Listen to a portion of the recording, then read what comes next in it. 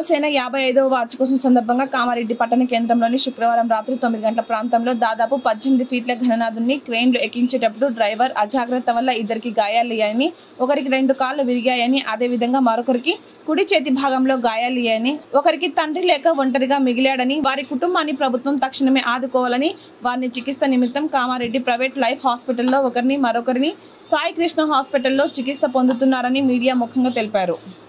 ఇక్కడ ఇప్పుడు 9:30 గంటలకు ఇందిరానగర్ కాలనీ కామారెడ్డి 18 ఫీట్ల గణపతి సీరియల్ నంబరు 8వ నెంబరు. దయచేసి ప్రభుత్వం వారు వాళ్లకు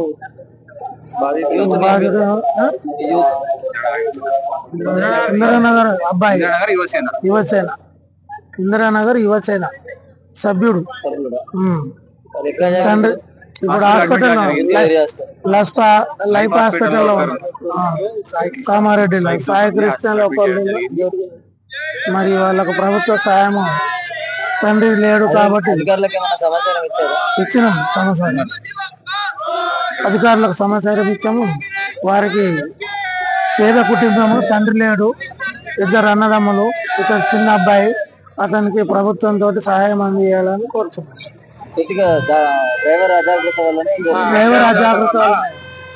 అజాగ్రత్త పారిపోవడం జరిగింది. ఇందిరానగర్ క్రమంలో బయట ఓడిపోగానే డ్రైవర్ పారిపోవడం జరిగింది. వాళ్ళిద్దరిని హాస్పిటల్ కి మేము సమాచారం తీసుకొని అక్కడ ఉన్న వాళ్ళని హాస్పిటల్ తీసుకోవడం జరిగింది, అడ్మిట్ చేయడం జరిగింది.